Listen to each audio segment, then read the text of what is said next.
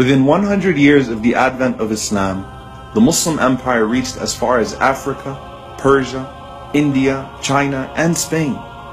The civilization of Islam could not have come into being, let alone prosper, with tribal and cultural prejudices in place. And it was the power of the call of the Prophet, peace be upon him, that allowed for a peaceful coexistence in so many parts of the world under the banner of Islam. The historian H.R. Gibb wrote, "No other society has such a record of success, uniting in an equality of status, of opportunity, and of endeavors so many and so various races of mankind. Islam has still the power to reconcile apparently irreconcilable elements of race and tradition." That change, however, didn't come overnight. Rather, it was the culmination of the Prophet, peace be upon him's lifelong effort to abolish tribalism, racism, and classism at every level. Not only did he free slaves, but he honored them and took them to the most noble families of his society, proposing marriage on their behalf. And in less than 2 decades, he succeeded in honoring men and women with authority that had spent their whole lives being disgraced by those who held it before them. This was 1400 years ago in the desert of Arabia. A far different world than the one we live in today, but in many ways more progressive than ours. And let's face it, we have a lot to learn from them. Because even though we've made much progress over the years, racism still rears its ugly head in today's world far too often. And it's our job to ensure that when it does, we stand firmly against it. Abraham Lincoln said, "Those who deny freedom to others deserve it not for themselves." The Civil War was fought in this country only 150 years ago, as slaves scurrying for freedom were even then pushed to the front lines of battle to die. Though behind the political agendas, few people actually care for them. Brave men and women still managed to stand up and challenge the oppression of man. But breaking the mental shackles wasn't easy. As Harriet Tubman said, "I freed 1,000 slaves, but could have freed 1,000 more if only they knew they were slaves." Nelson Mandela said, "There is no easy walk to freedom anywhere. It requires one not only to be driven to better his own conditions, but to be courageous enough to demand that every man and woman be treated with an equal amount of respect and dignity."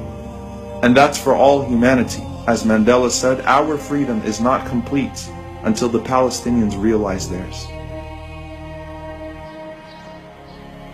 Demanding that freedom doesn't need to come through violence. For in a gentle way you can shake the world, Gandhi said. And this past century has no shortage of anti-racist and anti-colonial movements that did just that. Martin Luther King Jr. said that darkness cannot drive out darkness, only light can do that.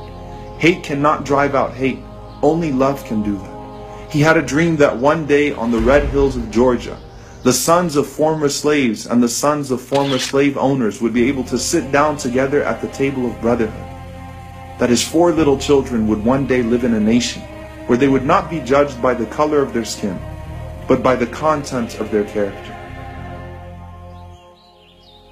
Malcolm, for much of his life, thought that universal brotherhood was impossible, saying, "I believe in the brotherhood of all men, but I don't believe in wasting brotherhood on anyone who doesn't want to practice it with me. Brotherhood is a two-way street," he said.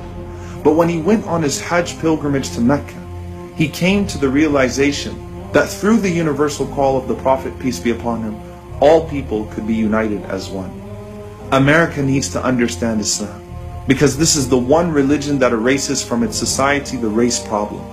Throughout my travels in the Muslim world, I have met, talked to, even eaten with people who in America would have been considered white, but the white attitude had been removed from their minds by the religion of Islam.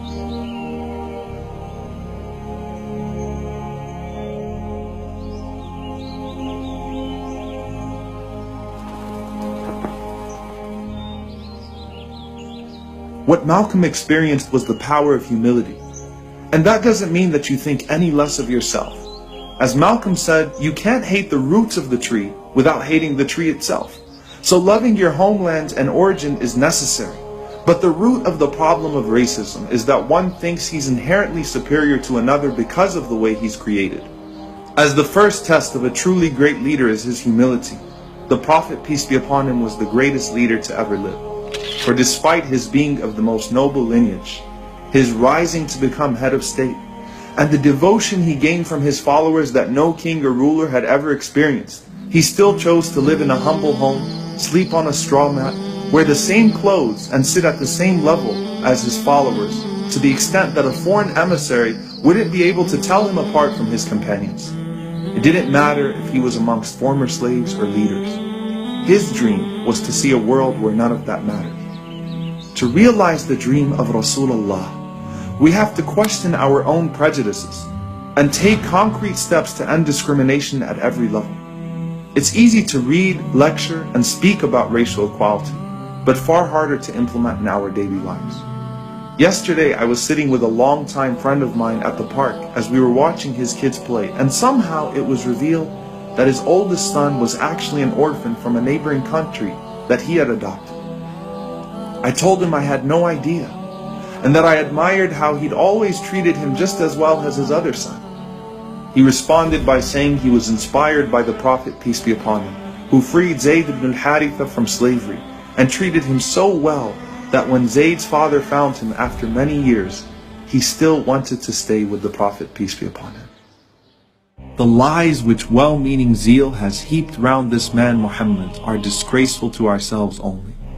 How one man single-handedly could weld warring tribes and wandering Bedouins into a most powerful and civilized nation in less than 2 decades.